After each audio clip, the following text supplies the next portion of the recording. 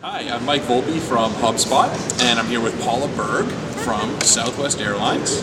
And you just gave a great presentation. We're at the Inbound Marketing Summit in Dallas. Thank you. And talked about a lot of the things that you're doing. So why don't you tell everybody a little bit about what you do within Southwest, and what in your team as well. Okay, my name's Paula Berg with Southwest Airlines. We've been for about 3-4 years active in social media in the blogosphere. We are blogging. We have our own blog. We are active online spokespeople in other communities and other sites. We are active on Facebook and Twitter and YouTube and LinkedIn and pretty much everywhere that we can manage with the time and resources that we have. Okay, and one of the things you talked about during your presentation was how you organized the team. Yes. And sort of, because your team, I think it was 7 people now? We're up to 7. Seven people. That's very, very exciting. Yeah, sort of, huge. I can finally sleep now. And it had a cool name. It was sort of new.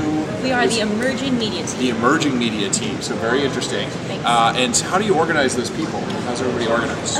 So we've tried to give each of our folks a channel to own so that they can take, the Southwest message never changes. It's always going to be low fares. It's always going to be great customer service. How they choose to articulate that on their different sites is really up to them.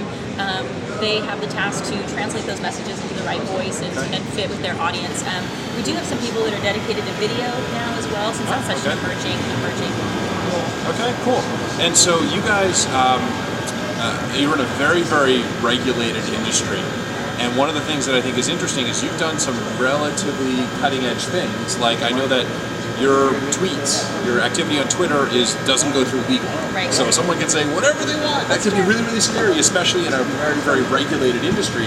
So talk about how you've been able to get that buy-in and how you've been able to sort of get permission to do a lot of these things without upsetting that corporate legal department. Yeah, our legal, oddly enough, has been pretty hands-off. We notified them about 4 years ago when we were wanting to do this, and they sort of were, go forth and conquer, and didn't really get involved too much.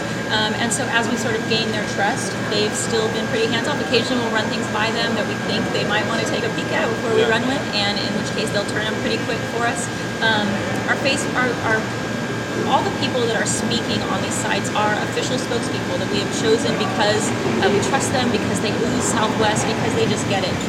So they know what they can and can't say. That doesn't mean they're not going to slip up. That doesn't mean we don't get our hands slapped every once in a while. But for the most part, we've chosen people that we trust, and we have empowered them to communicate on those channels. And so do you have an official corporate policy or a training program, or is it a little bit more informal? And a little bit more informal is okay. Yeah. That's how we do things at HubSpot, but we're also more of a startup. We've got 85 employees now, and I kind of, my rule is, hire smart employees and smack them upside the head when they do something wrong. You're a smart guy. Right? Yeah.